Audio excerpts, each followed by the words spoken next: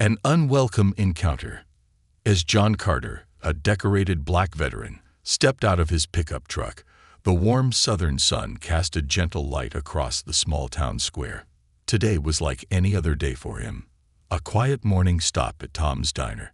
Known for its old-fashioned charm and savory breakfast, Tom's had become John's regular spot, a place where he found comfort among familiar faces after years of service overseas. But today, the comfort he sought would be clouded by an unexpected storm. Inside the diner, the air was thick with the aroma of freshly brewed coffee, but a different tension seemed to simmer among the patrons. Conversations that usually filled the room faded into silence as John entered, and he felt a growing unease as he made his way to his usual seat by the window.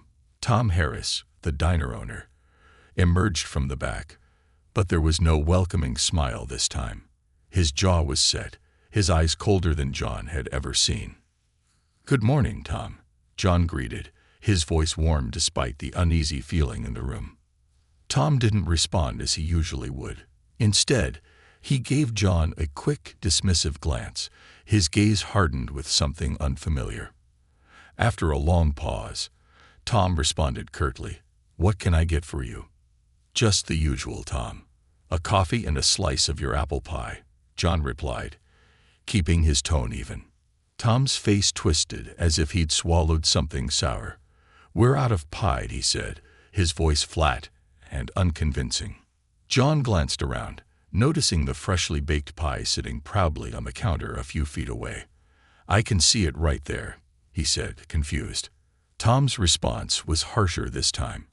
"I said we're out," he barked, his tone loud enough to make others in the diner glance up. "Matter of fact, I think you better go. We're closing early today."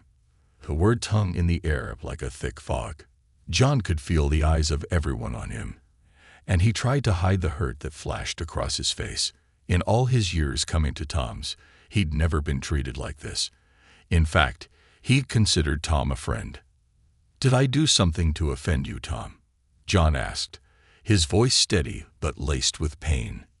Tom's face twisted with a sneer. "You did enough just by walking in here." "I don't serve your kind," he spat, loud enough for everyone to hear. His voice was laced with venom, and the word struck John with the force of a physical blow. The room grew silent as John stood there, stunned. He felt as though he'd been transported back in time to his youth when such treatment was a part of everyday life. But this was different. He'd thought he'd moved beyond this, especially with someone he'd once called a friend. Gathering his composure, he turned to leave, his shoulders heavy with the weight of the day's humiliation. As he reached the door, a young woman at a nearby table stood up. "This isn't right," she said, her voice shaky but firm. "You can't treat him like this." Tom glared at her, his face reddening. "This is my diner, and I'll run it however I please. If you don't like it, you're welcome to leave too." The woman hesitated, and John could see the conflict in her eyes, torn between the desire to stand up for what was right and the fear of confrontation. In the end, she sat back down, shame evident on her face as John walked out, the door closing behind him with a jingle that felt final. Outside, the world felt colder than it had a moment ago. John stood beside his truck, his mind swirling with the sting of Tom's words. He clenched his hands into fists, his pride bruised and his heart heavy. But after a moment, a fierce determination replaced the hurt. John Carter was a man who had faced unimaginable challenges, and he was not about to let this injustice stand unchallenged. As he climbed into his truck and drove away, he vowed to return.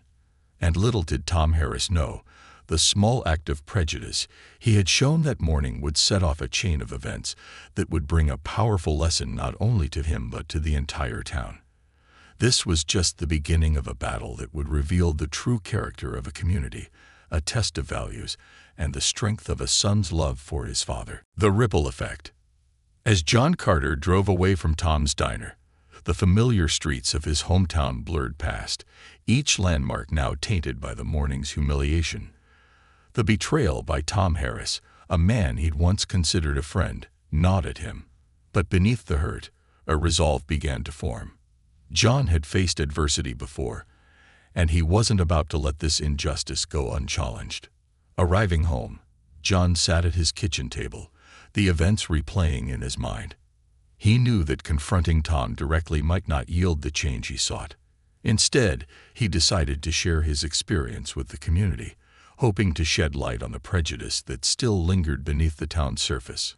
John penned a heartfelt letter detailing the incident, emphasizing the pain of being discriminated against in a place he had long called home. He sent the letter to the local newspaper, the Prevail Gazette, and shared it on social media platforms. Within hours, the post began to gain traction, resonating with many who had faced similar injustices. Meanwhile, in Washington, D.C., Michael Carter, John's son, was in the midst of a busy day on Capitol Hill. As a U.S. Senator known for his advocacy on civil rights and veterans affairs, Michael was accustomed to addressing issues of discrimination. However, when he received a notification about his father's post, the matter became deeply personal. Reading his father's account, Michael felt a surge of anger and sadness. He had dedicated his career to fighting for equality, yet his own father had been subjected to such blatant prejudice. Determined to take action, Michael cleared his schedule and booked a flight home. Back in Pennville, the community was abuzz. Some residents expressed outrage over Tom's actions, while others defended him, citing his right to refuse service. The town became divided, with heated debates erupting in local businesses and homes. At the diner, Tom Harris tried to maintain a semblance of normalcy, but the growing tension was palpable. Regular customers began to dwindle, and the once bustling establishment now felt eerily quiet. Tom's wife, Linda, noticed the change and confronted him one evening after closing. "Tom, what's going on? People are talking, and business is suffering," Linda said, concern etched on her face. Tom sighed, running a hand through his graying hair. "I did what I thought was right, Linda. This is my diner, and I have the right to decide who I serve." Linda shook her head. "But at what cost? John has been a loyal customer for years. This isn't just about business.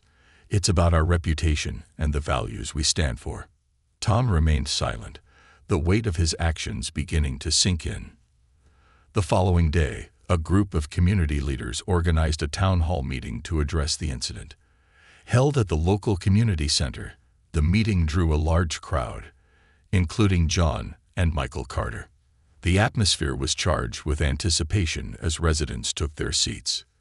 The mayor, Susan Reynolds, opened the meeting. "Thank you all for coming.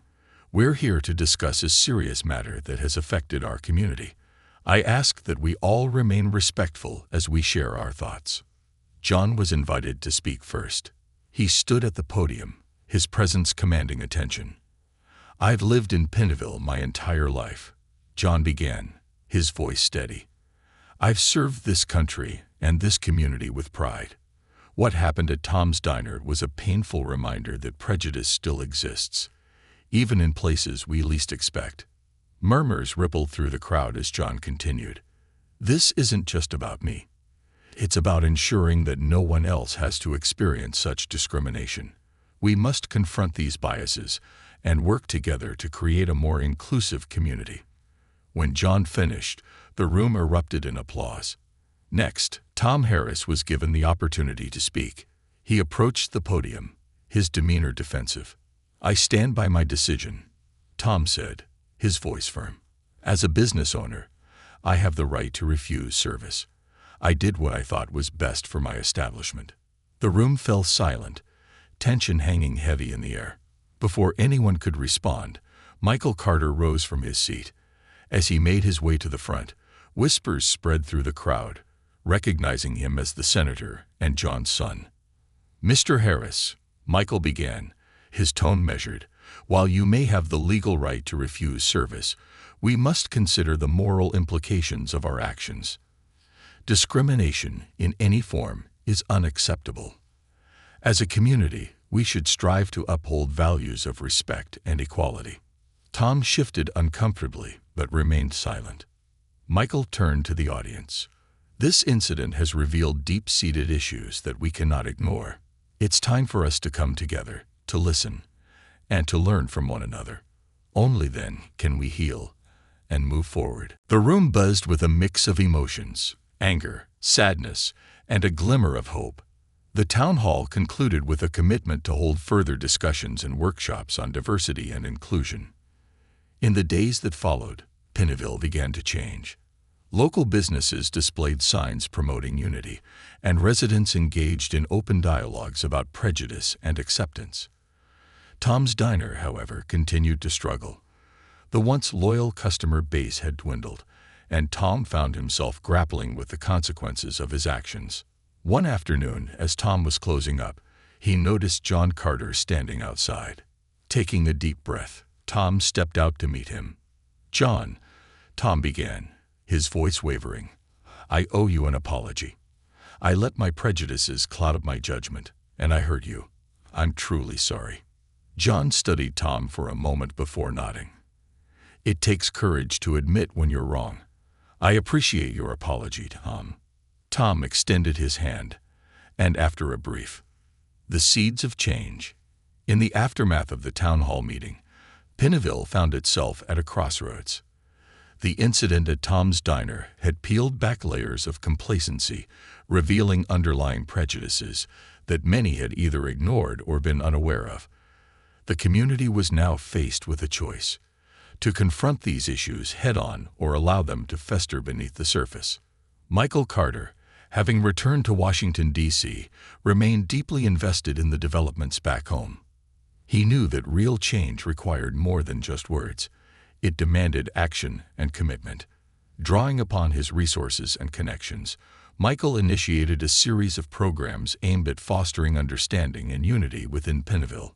One of the first initiatives was the establishment of the Pennville Unity Council, a diverse group of community leaders, business owners, educators, and residents. Their mission was to create platforms for open dialogue, address grievances, and develop strategies to promote inclusivity. John Carter was invited to serve as a founding member, his experiences and wisdom deemed invaluable to the council's objectives. The council organized workshops and seminars, bringing in experts on racial relations, conflict resolution, and community building. These events were held at various venues, including schools, churches, and the community center, ensuring accessibility for all residents. The goal was to educate and engage the community, providing tools to recognize and combat prejudice. At the same time, local schools began incorporating curricula that highlighted the history and contributions of diverse groups. Teachers received training to facilitate discussions on bias and inclusion, aiming to instill values of empathy and respect in the younger generation. Tom Harris, observing these changes, found himself grappling with a mix of emotions. His diner, once a bustling hub, now stood as a symbol of division. The financial strain was evident, but the emotional toll weighed heavier. Linda, his wife, became a pillar of support, encouraging Tom to reflect on his actions and consider ways to make amends. One evening, as they sat together after closing, Linda broached the subject. "Tom, have you thought about attending one of the council meetings?" she asked gently. Tom sighed, running a hand over his face. "I don't know, Linda. I'm not sure I'd be welcome there." Linda placed a hand on his arm. "The fact that you're willing to go speaks volumes. It's a step toward healing, for you and the community." After a moment of contemplation, Tom nodded. "Maybe you're right. It's time I faced this head-on." The following week, Tom attended a council meeting held at the community center. As he entered the room, conversations hushed, and all eyes turned toward him. He felt a knot tighten in his stomach, but pressed on, taking a seat at the back. The meeting proceeded with discussions on upcoming workshops and community events. When the floor was open for comments, Tom hesitated before standing. "I'd like to say something," he began, his voice steady but tinged with emotion. "I've made mistakes, big ones. My actions hurt not just John but this entire community. I'm here to listen, to learn, and to find a way to make things right." A silence followed his words. Then John Carter stood, addressing the room. "Forgiveness is a powerful thing," John said, his gaze meeting Tom's. "It's not easy, but it's necessary for us to move forward.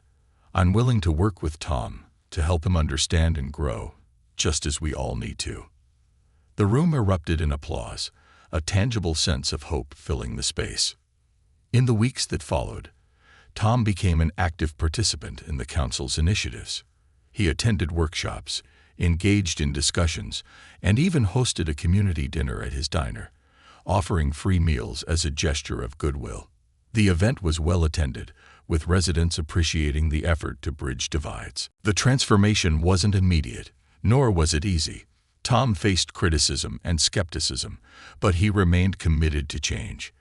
He and John developed a tentative friendship, built on mutual respect and a shared vision for a more inclusive Prevail. The Prevail Unity Council's efforts began to bear fruit. Incidents of discrimination decreased, and a sense of camaraderie blossomed. Local businesses collaborated on diversity training, and cultural festivals celebrated the town's rich tapestry of backgrounds. Michael Carter, though miles away, kept a close eye on the progress. He visited Prevail periodically, offering support and resources. During one such visit, he addressed a gathering at the community center. "I'm proud of the strides we've made," Michael said, his voice filled with pride. "But our work isn't done. Unity is an ongoing effort, requiring vigilance and compassion. Let's continue to build a community where everyone feels valued and respected." The journey toward healing and unity was far from over, but Prevail had taken significant steps. The incident at Tom's Diner, once a source of pain, had become a catalyst for change, teaching the town invaluable lessons about forgiveness, growth, and the strength found in community. A community transformed.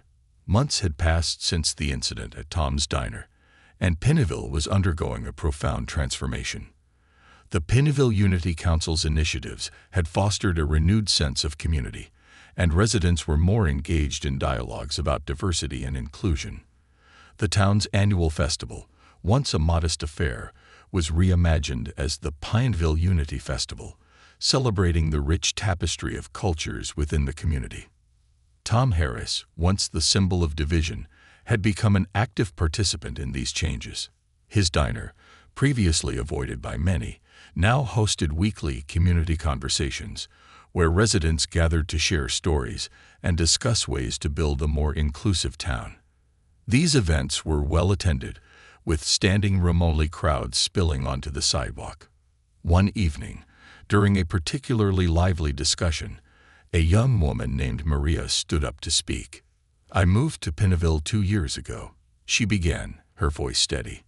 "At first, I felt like an outsider, but these conversations have made me feel welcome and valued. It's incredible to see how much we've grown as a community." The room erupted in applause, and Tom felt a swell of pride. He had come a long way from the man who had once turned John Carter away. John, too, had noticed the changes. He and Tom had developed a friendship built on mutual respect and a shared commitment to the community.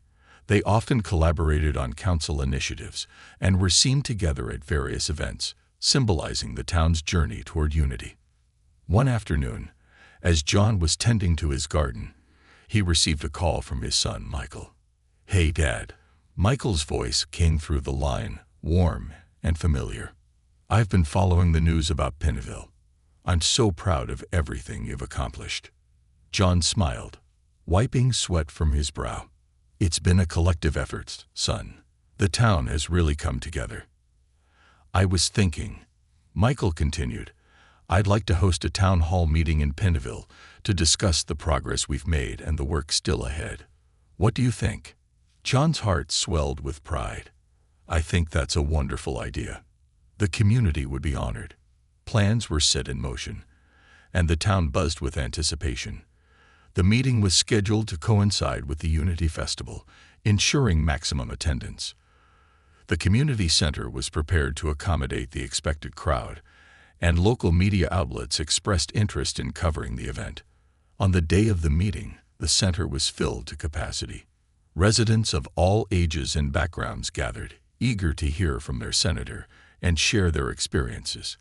The atmosphere was electric, a tangible sense of unity permeating the room. Michael took the stage to a standing ovation. He looked out at the crowd, his heart full. "Thank you all for being here," he began.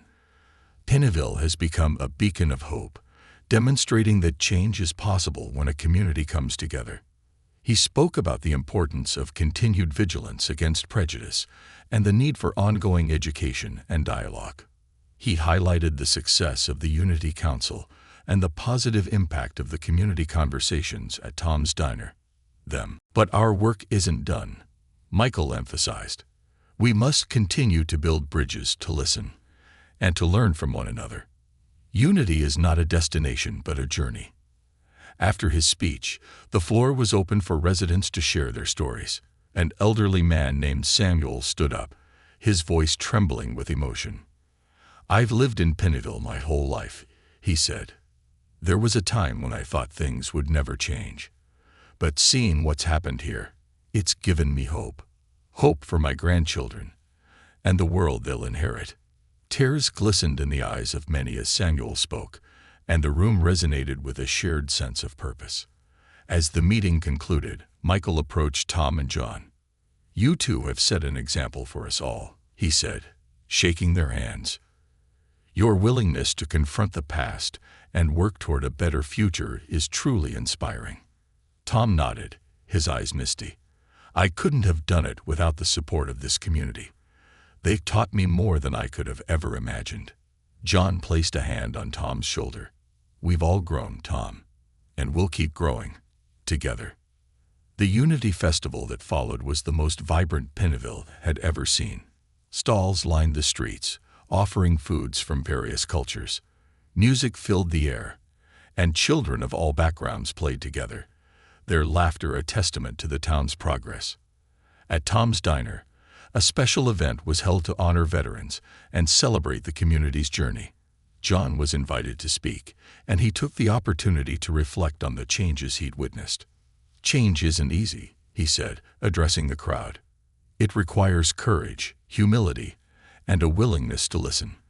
But standing here today, I see a community that's embraced those challenges, and I couldn't be prouder." The crowd erupted in applause, and as John looked out at the faces before him, he felt a deep sense of fulfillment. Pennville had transformed, not just in appearance, but in spirit. The journey had been arduous, but the destination was worth every step. As the sun set on the festival, casting a golden glow over the town, John and Tom stood side by side, watching the festivities. "We've come a long way," Tom said quietly. John nodded, "And we'll keep moving forward, together." The two men shared a smile, knowing that while the path ahead would have its challenges, they had the strength of a united community to guide. The road to redemption. As the Pennville Unity Festival drew to a close, the town basked in the afterglow of newfound harmony. The festival had been a resounding success, symbolizing the community's commitment to inclusivity and mutual respect. However, for Tom Harris, the journey toward redemption was far from over. Despite his active participation in community initiatives and the positive changes at his diner, Tom couldn't shake the lingering guilt over his past actions. He knew that true redemption required more than public gestures. It demanded personal accountability and a sincere effort to make amends.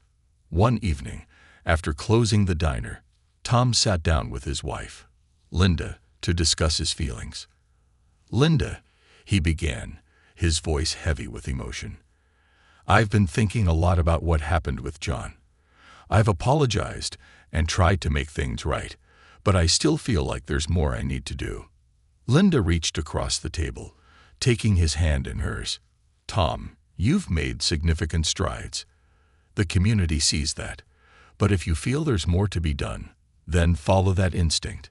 Maybe it's time to have a heart-to-heart with John." Tom nodded, appreciating her support. "You're right. I need to talk to him, man to man."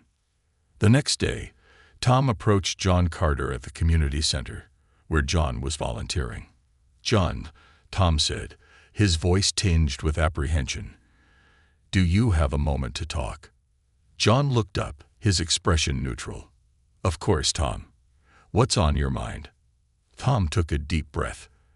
"I've been reflecting on my actions and the hurt I caused you. I want to understand more about your experiences and how I can truly make amends." John studied Tom for a moment before nodding. "I appreciate your willingness to learn, Tom. Let's sit down and have a conversation." Over the next few hours, John shared stories of his life, his service in the military, the challenges he faced as a black man in America, and the pain of being discriminated against in his own hometown. Tom listened intently, his heart heavy with remorse as he realized the depth of the hurt he had inflicted. "I had no idea," Tom said quietly. "I was ignorant and blinded by my own prejudices. I'm truly sorry, John." John placed a hand on Tom's shoulder. "Acknowledging your mistakes is the first step toward change. It's not an easy journey, but it's a necessary one." Inspired by their conversation, Tom decided to take further action. He reached out to local organizations that supported veterans and marginalized communities, offering his diner as a venue for their events. He also began attending workshops on cultural competency and implicit bias, determined to educate himself and others. One such organization was Pinville Neighbors Place, a local nonprofit dedicated to fostering unity and providing support to those in need. Tom collaborated with them to host a series of community dinners where residents from diverse backgrounds could come together, share meals, and engage in meaningful conversations. Pineville Neighbors. These dinners became a cornerstone of Pineville's efforts to bridge divides. At one event, a young man named Carlos shared his experience as an immigrant, detailing the struggles and triumphs of building a new life in America. "Being able to share my story and hear others has made me feel truly connected to this community," Carlos said, his voice filled with gratitude. Tom listened, moved by the resilience and strength of his neighbors. He realized that these stories were the fabric of Pineville, each thread contributing to the town's rich tapestry. As Tom continued his journey toward redemption, he faced challenges and setbacks. Some residents remained skeptical of his intentions, while others were unwilling to forgive. But Tom persevered, understanding that trust had to be earned through consistent actions over time. One day, while preparing for a community event at the diner, Tom received a letter in the mail. It was from Michael Carter, John's son. "Dear Tom, I wanted to express my appreciation for the efforts you've made to mend the rift in our community. Your actions have demonstrated a genuine commitment to change. I believe that together, we can continue to build a more inclusive Pineville. Sincerely, Michael Carter." Tom read the letter twice, a sense of validation washing over him. He knew there was still work to be done, but this acknowledgement from Michael was a significant milestone on his path to redemption. In the months that followed, Pineville continued to evolve. The Unity Council expanded its programs, schools implemented comprehensive diversity curricula, and local businesses embraced inclusive practices. The town became a model for other communities grappling with similar issues, showcasing the power of collective action and personal accountability. Tom's Diner, once a symbol of division, had transformed into a hub of unity. The walls were adorned with photographs from community events, and the menu featured dishes inspired by the diverse cultures of Pineville's residents. Tom had even hired a diverse staff, ensuring that the diner reflected the community it served. One evening, as Tom was closing up, John Carter walked in. "Evening, Tom," John greeted, a warm smile on his face. "Evening, John," Tom replied. "What brings you by?" "Just wanted to see if you'd like to join me for a walk," John said. Tom nodded, locking the door behind him. The two men strolled through the town, the streets illuminated by the soft glow of streetlights. "You've come a long way, Tom," John said after a while. "I'm proud of the man you've become." Tom felt a lump in his throat. "I couldn't have done it without you, John. Your forgiveness gave me a second chance." They walked in companionable silence, the weight of the past giving way to the promise of the future. As they reached the town square, They paused to admire a new mural painted by local artists, a legacy of unity. Years had passed since the transformative events that reshaped Pineville. The town, once marred by division, now stood as a beacon of unity and progress. The annual Pineville Unity Festival had become a cherished tradition, drawing visitors from neighboring communities eager to witness and partake in the celebration of diversity and togetherness. Tom Harris, now in his late 60s, continued to run his diner with unwavering dedication. The establishment had evolved into more than just a place to eat. It was a community hub where stories were shared, friendships were forged, and differences were celebrated. The walls, adorned with photographs from various community events, served as a testament to the town's journey toward inclusivity. One crisp autumn morning, as Tom prepared for the day's service, he received an unexpected visitor. A young woman, carrying a notebook and a camera, entered the diner with a warm smile. "Mr. Harris?" she inquired. Tom looked up from the counter. "Yes, that's me. How can I help you?" "My name is Emily Thompson," she began. "I'm a journalist working on a feature about towns that have successfully overcome division to build inclusive communities. Pineville's story is remarkable, and I'd love to interview you for the piece." Tom felt a swell of pride. "I'd be honored, Emily. Please, have a seat." Over the next hour, Tom recounted the pivotal moments that had led to Pineville's transformation. He spoke candidly about his own mistakes, the community's response, and the collective efforts that had fostered change. It wasn't easy, Tom admitted, but the willingness to listen, to learn, and to forgive made all the difference.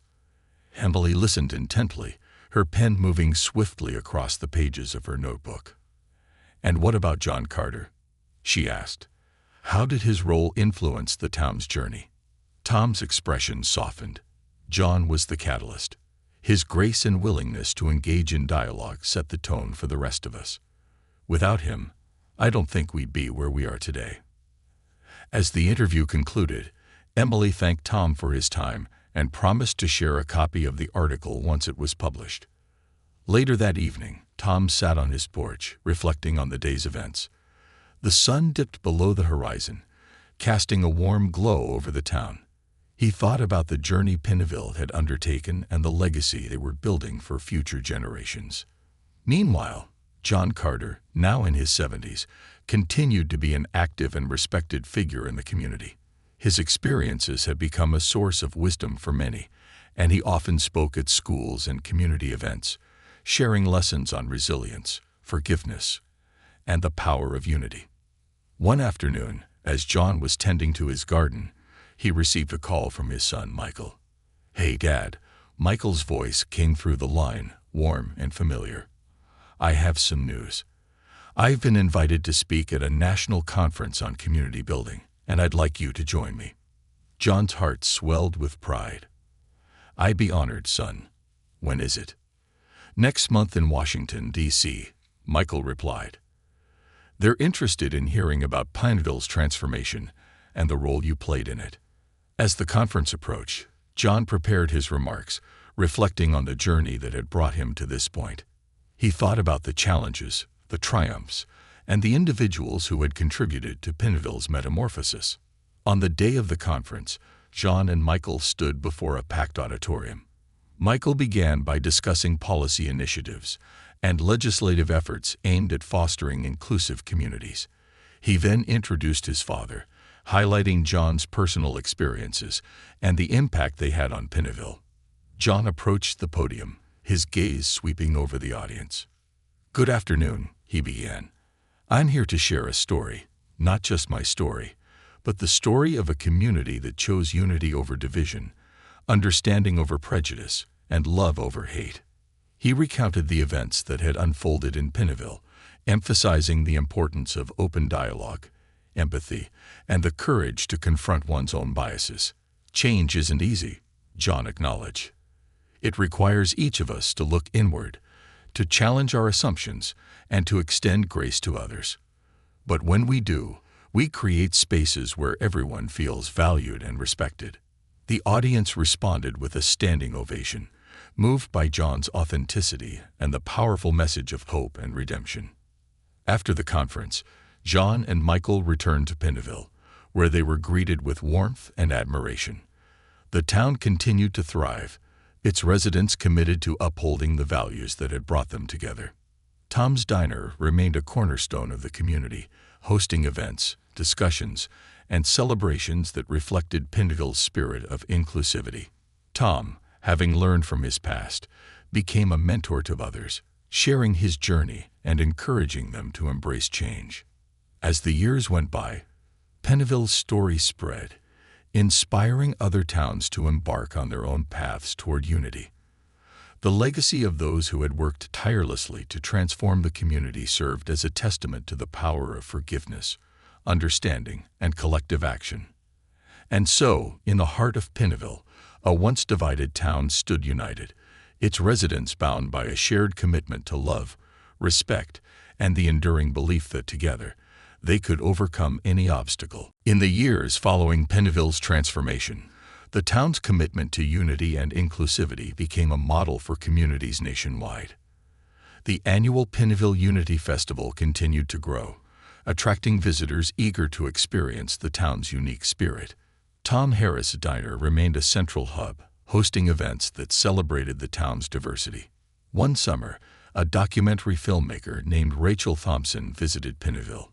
She had heard of the town's remarkable journey and wanted to capture its story on film. Rachel spent months interviewing residents, attending community events, and delving into the town's history. During an interview with John Carter, Rachel asked, "What do you believe was the turning point for Pineville?" John reflected for a moment before responding. "The turning point was when we chose to confront our past honestly and work together toward a better future. It wasn't easy, but it was necessary." Rachel's documentary, titled Pineville, A Journey to Unity, premiered at the town's community center. Residents filled the auditorium, eager to see their stories on screen.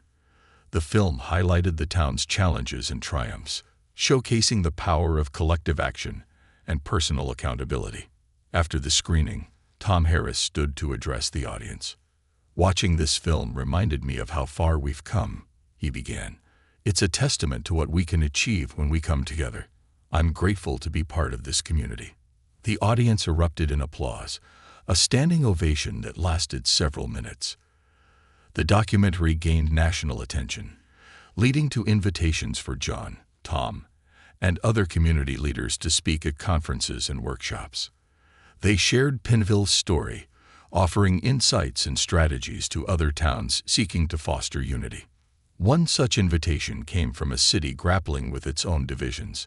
The mayor reached out, requesting guidance on implementing similar initiatives. John and Tom traveled to the city, meeting with officials and community members to share their experiences. During a town hall meeting, John addressed the crowd.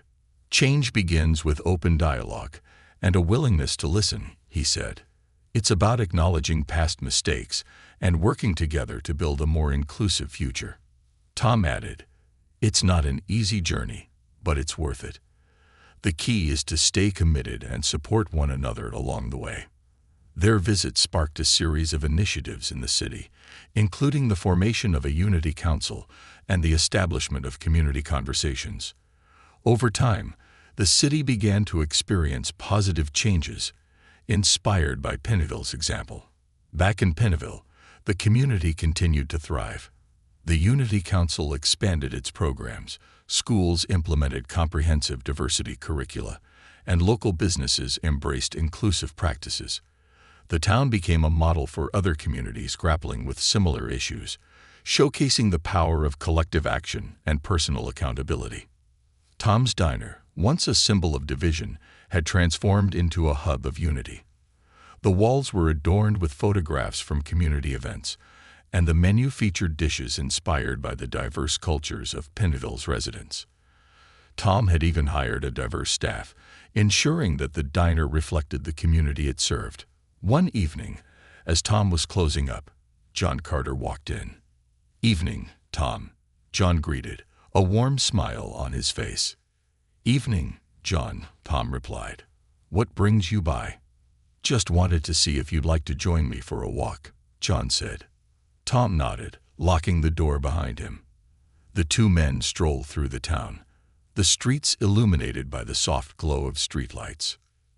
"You've come a long way, Tom," John said after a while. "I'm proud of the man you've become." Tom felt a lump in his throat. "I couldn't have done it without you, John. Your forgiveness gave me a second chance." They walked in companionable silence, the weight of the past giving way to the promise of the future. As they reached the town square, they paused to admire a new mural painted by local artists. The vibrant artwork depicted scenes of unity and diversity, a visual representation of Pennville's journey. "It's beautiful," Tom remarked. "It is," John agreed, "a reminder of what we've accomplished and the work that still lies ahead." The two men stood side by side, reflecting on the past and looking forward to the future. Their friendship, once strained, had become a cornerstone of the community's unity. As the years went by, Pennville's story continued to inspire others. The town's commitment to inclusivity and unity became a legacy passed down through generations, and at the heart of it all were individuals like John and Tom, whose courage, humility, and dedication had transformed a community and left an indelible mark on the world. In the years following Pennville's transformation, the town's commitment to unity and inclusivity became a model for communities nationwide. The annual Pennville Unity Festival continued to grow, attracting visitors eager to experience the town's unique spirit. Tom Harris Diner remained a central hub, hosting events that celebrated the town's diversity. One summer, a documentary filmmaker named Rachel Thompson visited Pennville. She had heard of the town's remarkable journey and wanted to capture its story on film. Rachel spent months interviewing residents, attending community events, and delving into the town's history. During an interview with John Carter, Rachel asked, "What do you believe was the turning point for Pennville?" John reflected for a moment before responding. "The turning point was when we chose to confront our past honestly and work together toward a better future. It wasn't easy, but it was necessary." Rachel's documentary, titled Pennville, A Journey to Unity, premiered at the town's community center. Residents filled the auditorium, eager to see their stories on screen. The film highlighted the town's challenges and triumphs, showcasing the power of collective action and personal accountability. After the screening, Tom Harris stood to address the audience. "Watching this film reminded me of how far we've come," he began. "It's a testament to what we can achieve when we come together. I'm grateful to be part of this community." The audience erupted in applause, a standing ovation that lasted several minutes. The documentary gained national attention, leading to invitations for John, Tom, and other community leaders to speak at conferences and workshops. They shared Pennville's story, offering insights and strategies to other towns seeking to foster unity. One such invitation came from a city grappling with its own divisions. The mayor reached out, requesting guidance on implementing similar initiatives. John and Tom traveled to the city, meeting with officials and community members to share their experiences. During a town hall meeting, John addressed the crowd. "Change begins with open dialogue and a willingness to listen," he said. "It's about acknowledging past mistakes and working together to build a more inclusive future." Tom added, "It's not an easy journey, but it's worth it. The key is to stay committed and support one another along the way." Their visit sparked a series of initiatives in the city, including the formation of a unity council and the establishment of community conversations. Over time, the city began to experience positive changes, inspired by Pennville's example. Back in Pennville, the community continued to thrive. The Unity Council expanded its programs, schools implemented comprehensive diversity curricula, and local businesses embraced inclusive practices. The town became a model for other communities grappling with similar issues, showcasing the power of collective action and personal accountability. Tom's Diner, once a symbol of division, had transformed into a hub of unity. The walls were adorned with photographs from community events, and the menu featured dishes inspired by the diverse cultures of Pennville's residents. Tom had even hired a diverse staff, ensuring that the diner reflected the community it served. One evening, as Tom was closing up, John Carter walked in. "Evening, Tom," John greeted, a warm smile on his face. "Evening, John," Tom replied. "What brings you by?" "Just wanted to see if you'd like to join me for a walk," John said. Tom nodded, locking the door behind him. The two men strolled through the town, the streets illuminated by the soft glow of streetlights. "You've come a long way, Tom," John said after a while. "I'm proud of the man you've become." Tom felt a lump in his throat. "I couldn't have done it without you, John. Your forgiveness gave me a second chance." They walked in companionable silence, the weight of the past giving way to the promise of the future. As they reached the town square, they paused to admire a new mural painted by local artists. The vibrant artwork depicted scenes of unity and diversity, a visual representation of Pennville's journey. "It's beautiful," Tom remarked. "It is," John agreed, "a reminder of what we've accomplished and the work that still lies ahead." The two men stood side by side, reflecting on the past and looking forward to the future. Their friendship, once strained, had become a cornerstone of the community's unity. As the years went by, Pennville's story continued to inspire others. The town's commitment to inclusivity and unity became a legacy passed down through generations. And at the heart of it all were individuals like John and Tom, whose courage, humility, and dedication had transformed a community and left an indelible mark on the world.